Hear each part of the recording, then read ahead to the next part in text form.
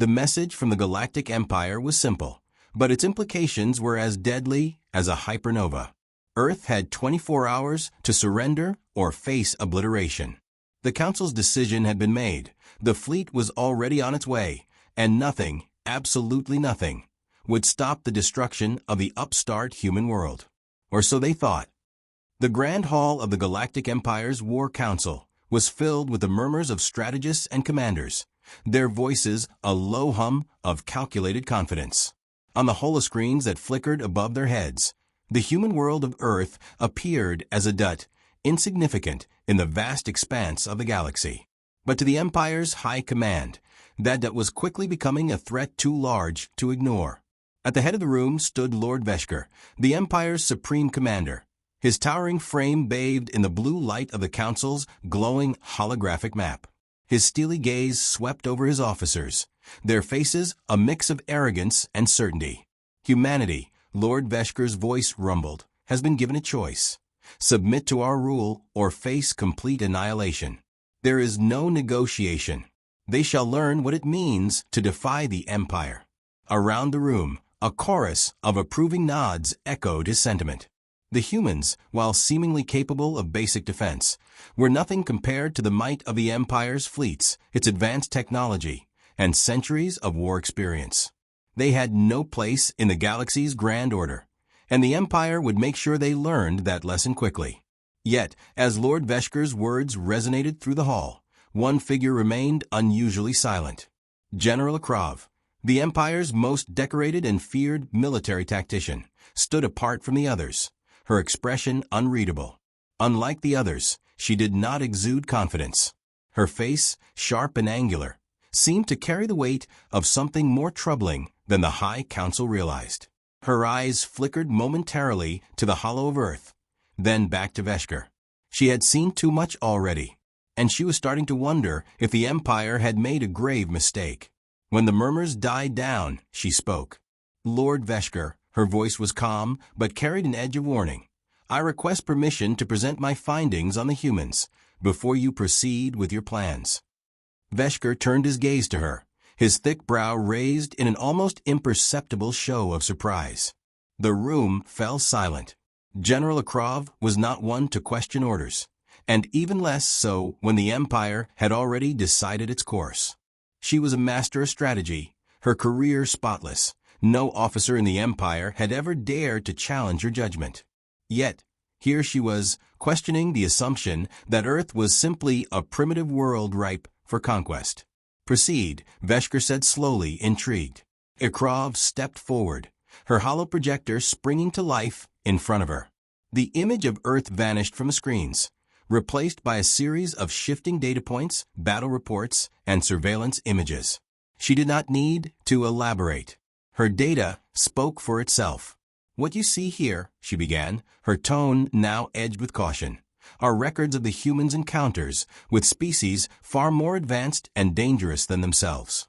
Despite being outclassed in terms of technology, they survived, and in some cases, they won. A ripple of unease spread through the Council.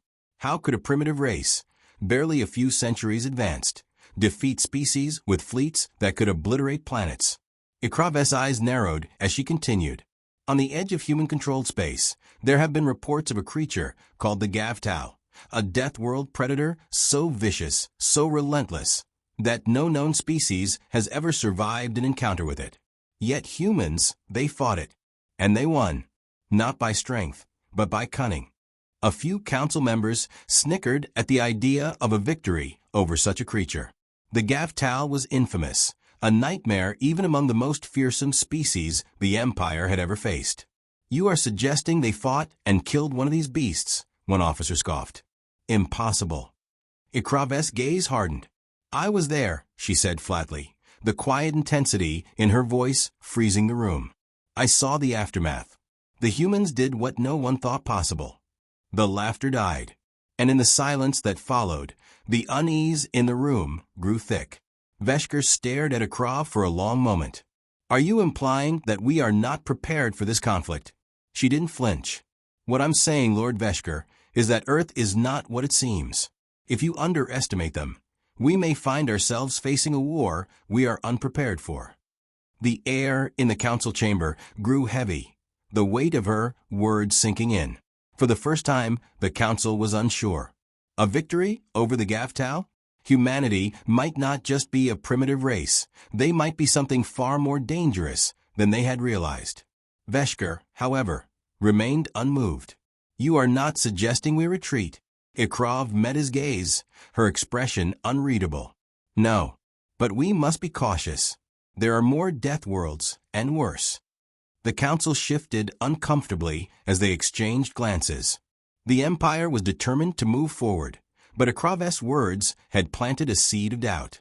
The question now was not whether they would conquer Earth, but whether the conquest would come at a cost they could not afford to pay. On a world where nothing survived, humans not only endured, they conquered. General Ikrov's voice filled the room as she described the savage terrain of Eisen III, a planet that no species had ever colonized without succumbing to its ruthless nature. The hollow feed flickered, showing a vast, desolate landscape. Jagged cliffs cut into the orange sky, and the land below seemed to ripple with heat. It was a place that screamed death, a death world in every sense of the word. This world, Ikrov began, was known as a death trap, a paradise for predators and a nightmare for any who dared set foot upon it. No species had ever survived a full deployment on Eisen III, and yet humanity not only survived but thrived. The council listened, stunned. The images on the screen showed massive alien corpses strewn across the landscape. They were the remains of a species known as the Gaftal, a monster of a creature so vicious that even the Empire's strongest warriors had been wiped out in its presence. Yet here, on this forsaken world, humanity had not only battled the Gaftal, but emerged victorious. Ikrov's eyes narrowed as she spoke, recounting the details of the battle that had taken place on Eisen III. The Gaftal are apex predators, bred for violence. Their powerful claws can rip through any known armor, and their speed is unmatched by any creature we've cataloged. But the humans, especially their special forces, didn't fight the way the Empire's military would. A new image appeared on the screen, showing human soldiers in specialized combat suits, camouflaged against the harsh terrain. They moved silently, their weapons drawn but not fired. The soldiers were preparing to strike, but it was clear they weren't relying on brute force. The humans did not engage the Gaftal head-on. Instead, they adapted to the environment, using the terrain to their advantage. They lured the Gaftal into traps, driving them into fissures in the ground, and then struck when the creatures were most vulnerable. The council stared, some exchanging glances, others silent in disbelief. For the first time, they realized that humanity didn't just survive, they turned the planet's hostile environment into a weapon. The Gaftal had been bred to hunt and kill, but the humans had learned to hunt back.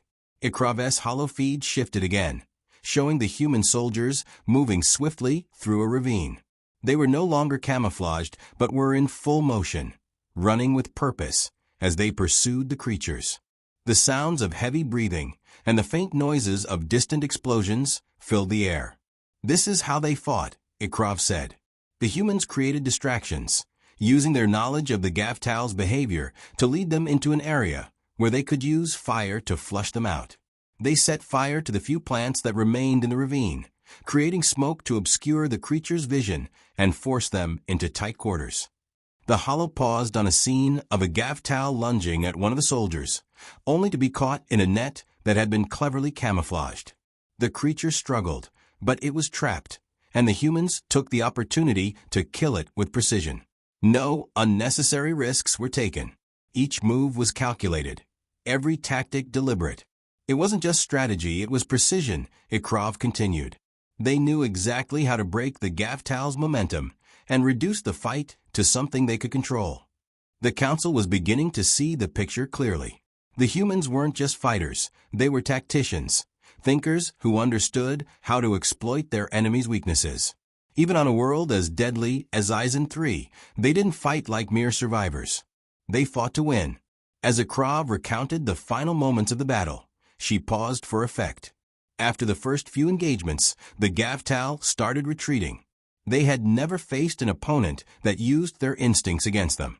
And by the time they realized what was happening, it was too late. The humans had already won.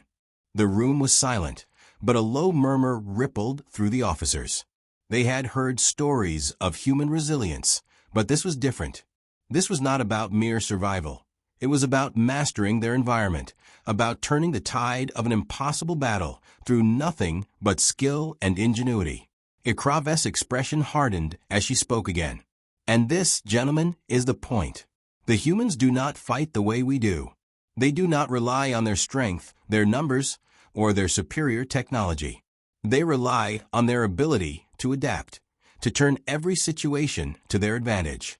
And on Eisen 3, they proved they could outsmart even the galaxy's most fearsome predators. One of the council members, an older officer with graying hair, leaned forward, his brow furrowed in concern. You're telling us that these humans, these so-called survivors, are more than just dangerous? They're strategic geniuses. Ikrav's eyes locked onto him. Yes.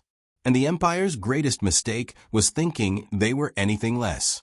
The room was now fully aware of the gravity of the situation. Humanity wasn't just a threat, they were a force to be reckoned with, capable of tactics that no other species had considered. They had not only survived on the most hostile world in the galaxy, they had conquered it. And the Empire had underestimated them. The screams of the dying echoed across the wasteland, cut short by the snap of broken bones and the sickening sound of claws slicing through flesh. On the feral wastes of Eisen 3, survival was a fleeting notion. But humanity had survived where no one else could. General Ikrav's hollow projector flickered to life, casting a pale light over the darkened council chamber. The screen revealed a desolate, hostile world, burnt orange skies, jagged cliffs, and an endless stretch of bone-dry earth, dotted with skeletal remains of creatures who had not made it out alive. This was Eisen 3, a planet so brutal it had earned its name as a death world, one where survival required the most extreme measures. On Eisen 3, Ikrav began, her voice steady but heavy with the weight of what she was about to reveal. Humans were outnumbered, outgunned, and surrounded. Yet they defeated a force that had annihilated entire planetary defenses across the galaxy. The council remained silent as the horrific images of battle flashed across the screen. Alien creatures, each larger and more grotesque than the next, swarmed across the ground. Their bodies were armored in a tough, chitinous shell that had made them nearly indestructible to all but the most advanced weaponry. These monsters, known as the Drakthar, had wiped out entire regiments of elite soldiers from various species, until they met the humans. The story that followed was one of brutal ingenuity. Ikrav detailed how Earth's elite forces, led by Sergeant Liam Drake, had been deployed to the Feral Wastes with a simple mission: survive. But surviving wasn't enough. They were sent to eliminate the Drakthar threat that had terrorized the region for decades. At first, the odds were against them. They were severely outnumbered, and their weaponry was no match for the natural defenses of the Drakthar. The aliens' thick exoskeletons rendered conventional ammunition useless, and their sheer strength made close combat a death sentence. But Sergeant Drake and his unit didn't rely on brute force. They relied on something far more dangerous: the human mind. Drake, a master tactician, devised a plan that would have seemed insane to anyone else. He knew that head-on combat was futile, so he turned the very environment against the Drakthar, luring them into traps using the terrain itself. The humans set fire to the planet's sparse vegetation, creating plumes of smoke to disorient the creatures. They used the planet's wild magnetic fields to scramble the Drakthar's communication systems, leaving them blind and disorganized. Then, as the Drakthar struggled to adapt, the humans struck, quietly, swiftly, and without mercy. Ikrav paused the hollow feed, allowing the council a moment to digest what they had just witnessed. The survivors of Drake's unit had fought a battle so brutal, so unrelenting, that even the most hardened of soldiers would have turned away in horror. But not the humans. They adapted, they endured, and they won. The Drakthar are a species of predators, Ikrav continued, her voice taking on an almost reverent tone. They've wiped out entire armies. But the humans, they didn't just defeat them. They outsmarted them, used their own instincts against them. And in doing so, they sent a message to the galaxy. A murmur of disbelief rippled through the council members. Some shifted uncomfortably in their seats, while others exchanged wary glances. These were the kinds of tactics that the Empire's finest strategists had only dreamed of, using the environment itself as a weapon. "You're suggesting the humans are more than just resilient," one of the officers said, his voice tinged with uncertainty. "They're clever, and that makes them dangerous." Ikrov nodded slowly, her eyes fixed on the council. "Exactly. The Drakthar didn't just die in battle. They were slaughtered by a force that understood not just how to survive, but how to dominate." She leaned in slightly. "And that, gentlemen, is the kind of warrior Earth is capable of producing." For a moment, the room was deathly still. The implication of her words hung in the air. If humanity could defeat the Drakthar, if they could outwit an apex predator, what else were they capable of? Veshker, still stoic as ever, broke the silence. "This is troubling. But one battle does not win a war." Ikrav's eyes never left him. One battle may not win a war, but it can change its course. As the hollow projector flickered off, the council was left with an uneasy realization. Humanity was not the primitive race they had assumed. They were far more dangerous than anyone could have predicted, and the true extent of that danger was still unknown. The Empire's fleet was on its way to Earth, and now, for the first time, the Council was starting to question whether it was the humans who would be the conquerors, and not the other way around. There are wars fought with armies and weapons, and then there are wars fought in the shadows.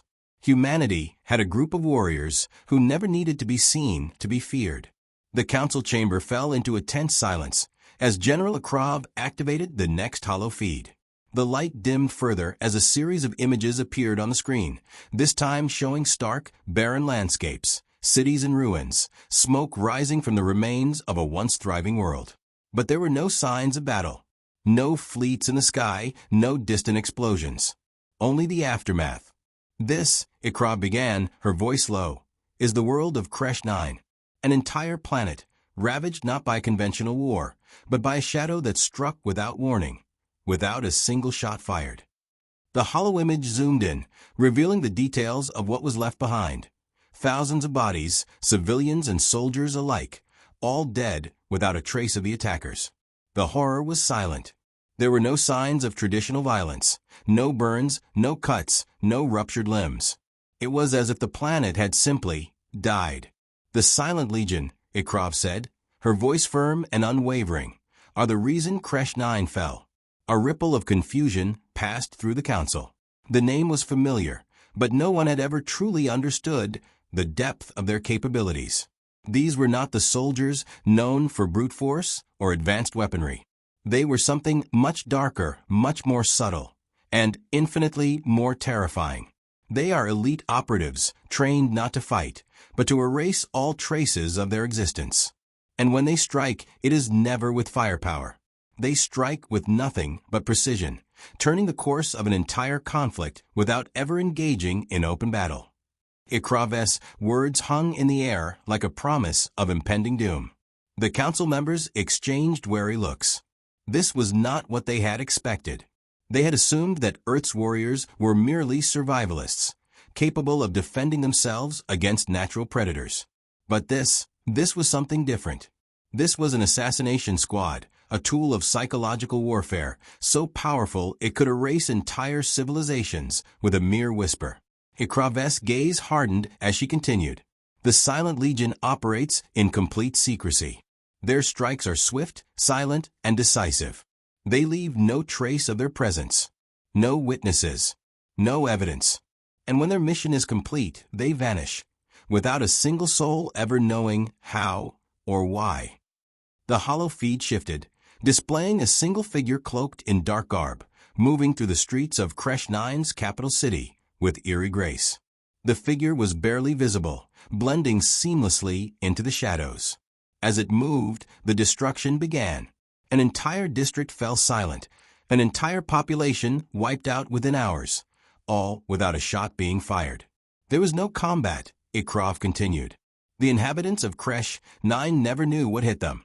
The Silent Legion's operatives infiltrated every level of government, planting confusion and panic among the ruling class.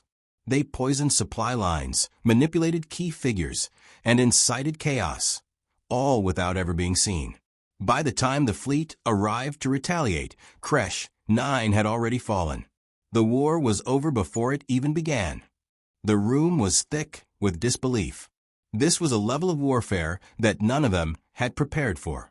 The Empire had been fighting wars for millennia, but nothing like this, nothing so insidious, so subtle. One of the council members, a senior strategist, shook his head. But how is it possible? If they operate in secrecy, if they leave no trace, how can we even counter them? Ikrov's lips curled into a thin smile, though there was little humor in it. The answer is simple. You don't counter them. You don't even know they're there until it's too late. The council fell silent, the weight of her words settling over them like a dark cloud. They had believed that technological superiority and military might were the keys to victory. But humanity had shown them something far more dangerous, the ability to strike at the very core of their enemies without ever engaging in direct combat. They don't fight the way we do, Ikrov explained, her tone softer now. They don't rely on numbers or superior weapons. They rely on intelligence, precision, and the absolute certainty that their enemy will never see them coming. Another officer spoke up, his voice skeptical. But surely there are limits to this kind of warfare. These Silent Legion can't be everywhere. Ikrov's gaze locked onto him, her eyes cold. They don't need to be. They only need to be where it matters most. She let the words sink in, then added, the Silent Legion doesn't win wars through sheer force. They win wars by crippling their enemies from within. They break the will of their adversaries long before the first battle is ever fought. They know exactly how to make their enemies fear them. The council members were now visibly shaken. Some exchanged uneasy glances, while others remained frozen in place. The realization was beginning to set in. Humanity was not just a collection of survivalists and soldiers. They were a force that could operate in ways the Empire had never considered. Ikrov stood tall, her voice rising once more. Do not underestimate what the Silent Legion can do. They are the human answer to the Empire's greatest threat. Not armies, not ships, but the quiet, deadly hand that can destroy an empire without ever firing a shot. The silence that followed was profound. The Council had come for a war, believing they were prepared for anything the humans could throw at them. But they had never anticipated this kind of warfare, this kind of terror. The stage was set, and humanity's true power was only just beginning to reveal itself. The Empire had never lost. Not once in its long history had it faced defeat, until it met humanity. General Ikrov stood motionless as the hollow feed flickered to life before her. What appeared on the screen was an image that no one in the room had expected. A fleet of human warships, dark against the backdrop of a distant star, moving with precision and purpose toward an imperial stronghold. This, Ikrov began, her voice cold and unwavering, is the Empire's first loss to humanity. The room was silent as the Council leaned forward, their eyes locked on the screen. The Empire's high command had always prided itself on its technological superiority, its dominance in both space and warfare. No one had ever questioned their ability to crush any opposition, regardless of how primitive or outmatched it seemed. But now, they were being confronted with a reality that made their confidence feel fragile. What you see here, Ikrov continued, her gaze never leaving the images of the human fleet, is the result of the Battle of Arkar 7, a confrontation that, until today, we believed to be a minor skirmish. The holo zoomed in, revealing human warships, sleek, angular, and unyielding, surrounding the Imperial flagship, the Devastator. The Devastator, a massive vessel outfitted with the Empire's finest weaponry, was known as the pinnacle of their military might. Nothing had ever come close to breaching its defenses. But here, surrounded by the human fleet, it seemed strangely vulnerable. We underestimated them, Ikrov said quietly. her tone heavy with the weight of the revelation. The humans' tactics were unlike anything we had encountered before. The image shifted, showing the moment when the human fleet launched a series of coordinated attacks. Unlike the Empire's usual blunt force assaults, the humans struck with surgical precision, exploiting every flaw in the Devastator's defenses. Their ships were smaller, less equipped with heavy artillery, but they had something far more lethal: strategy. The humans had learned to fight the Empire's weaknesses, not its strengths. They didn't engage in a direct confrontation, Ikrov continued, but rather used their superior maneuverability to isolate and neutralize key sections of the Devastator. They targeted our weapon systems, severed communications, and disabled our shields. The battle lasted less than an hour. A murmur of disbelief swept through the council. An hour? The Devastator, a ship that could withstand the combined firepower of entire fleets, had fallen in under 60 minutes? It seemed impossible. How? One of the officers demanded, his voice sharp with disbelief. How did they achieve this? Ikrav's eyes were grim as she continued. Their leader, Commander Jackson Holt, is unlike any strategist we have ever faced. He understood our tactics better than we did. The humans used hit-and-run techniques, exploiting every opening in our formation. But it wasn't just their military tactics that won the day, it was their adaptability. The hollow shifted again, showing the moment when the Devastator sent a desperate distress signal. By that point, the Imperial flagship was already crippled, its weapon systems offline, its shields failing. The remaining Imperial vessels in the area attempted to retreat, but the human fleet pursued relentlessly. We didn't realize it then, Ikrov said, her voice almost a whisper, but we were already outmatched. Our tactics were too predictable. The humans didn't fight the way we expected. They didn't honor the rules of war, they made their own. The screen shifted to a haunting image. The Devastator drifting in space, its once pristine hull now marred by explosions and impact craters. The human ships had withdrawn, leaving the remnants of the Imperial fleet to stew in their failure. They didn't need to finish the job, Ikrov said, almost to herself. The damage had been done. The Devastator was lost, and with it, the Empire's reputation. The Council stared at the image in stunned silence. The Devastator was not just a ship, it was a symbol of the Empire's indomitable might. To lose it to a force as unassuming as humanity was an affront no one had prepared for. How did we not see this? One of the council members finally asked, his voice thick with disbelief. How did they know our weaknesses? Ikrav's eyes darkened. It wasn't about knowing our weaknesses. It was about understanding how to exploit them. The humans studied us. They learned from our every mistake. And when the moment came, they acted.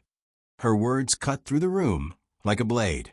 The Empire, once confident in its superiority, now found itself staring at a new reality. The humans weren't just fighters. They were students of war, adaptable and relentless in ways the Empire had never anticipated. Commander Holt's victory at Arkar 7 was not a fluke, Ikrov said, her voice now hard with resolve. It was a message, a warning that we should have seen coming. As the hollow feed flickered off, the Council was left with the unsettling truth. Humanity had taken its first step into the galactic arena, and they were more than ready to fight back. The message was simple, terrifyingly so, and it was one the Empire could not ignore. The Council chamber was eerily quiet as the last hollow feed flickered to life. General Ikrov stood at the center of the room, her face set in a grim expression, her eyes locked onto the screen. The message from Earth had arrived just moments before, an encrypted transmission, marked with urgency. We are coming for you.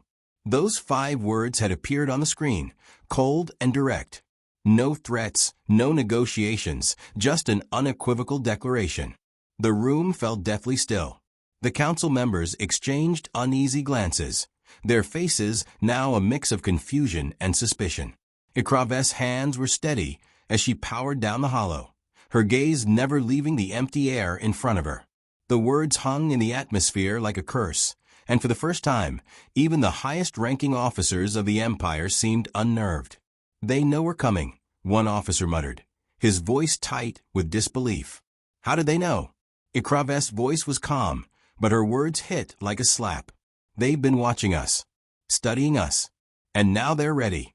The tension in the room thickened, suffocating any sense of security the council had clung to. The Empire had always been the aggressor, the unchallenged force that set the terms of every conflict. But now, with these 5 words, humanity had done something the Empire had never expected. They had thrown down a challenge, not just to fight back, but to launch a counteroffensive that could reshape the galaxy.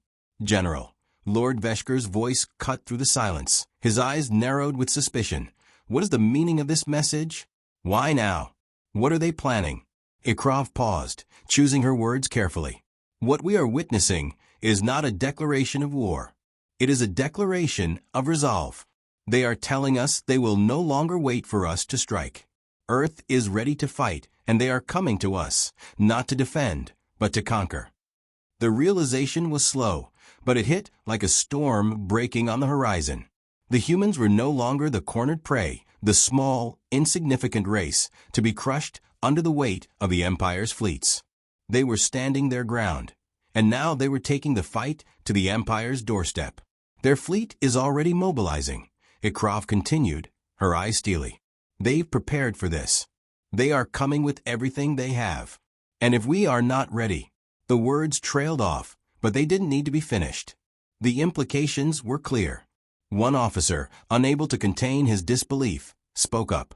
We've wiped out entire planets with a single strike. The humans don't have the fleet, the firepower, or the technology to challenge us. Ikrov turned her gaze to him, her eyes sharp and unyielding. You're wrong. You've underestimated them. And that mistake will cost us dearly.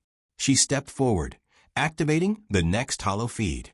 This time, the image was not of the humans' fleet, but of their strategic assets. A series of new warships, unlike anything the Empire had seen before. Sleek, powerful, and equipped with weapon systems that, while primitive by Empire standards, were designed with one clear goal in mind: to pierce the Empire's defenses. These ships, Ikrov said, her voice low but resolute, are not just weapons. They are statements. Humanity is no longer content to remain hidden in the shadows. They've created these ships not just to defend, but to attack, to take control. The screen shifted again, this time showing the unmistakable image of a human fleet, massive, coordinated, and ready for battle. The ships glided effortlessly through space, their formations tight and efficient. Unlike the Empire's traditional fleets, which relied on overwhelming firepower, the human fleet was built for maneuverability and surprise. They've learned from every mistake we've made, every weakness we've shown, Ikrov said, her voice steady but tinged with frustration. They've adapted, and now they're coming for us. They won't stop until they've crushed everything we've built. The council members were now silent, their faces drawn with the weight of the revelation. What Ikrov had shown them was not just a glimpse of humanity's potential. It was a mirror reflecting the Empire's own arrogance, its belief that no one could challenge its supremacy. We must act quickly, Veshker said, his voice tight with tension. We will engage their fleet before they can reach us. We'll destroy them before they become a threat. But Ikrov shook her head, a flicker of doubt crossing her face. It's not that simple, my lord. We've underestimated them at every turn. And now they know our tactics, our weaknesses. A direct assault won't be enough. We need to rethink everything. The weight of her words hung in the air, and for the first time, the Empire's leaders were forced to confront the truth. They were no longer the undisputed rulers of the galaxy. Humanity, once thought to be nothing more than a primitive species, had risen to become a force capable of challenging the might of the Empire. Prepare for war, Veshker said, his voice heavy with authority, but lacking its usual certainty. But do not underestimate them again. We have made that mistake once. The message was clear. Earth had issued its challenge, and the Empire's only option now was to fight. But as the Council made their plans, there was an undeniable sense of dread in the air. Humanity had proven time and again that they were capable of far more than the Empire had given them credit for. And now, as the countdown to war began, the question remained: would the Empire emerge victorious, Or would humanity's resolve prove stronger than the Empire's might? The stage was set for a clash that would determine the future of the galaxy.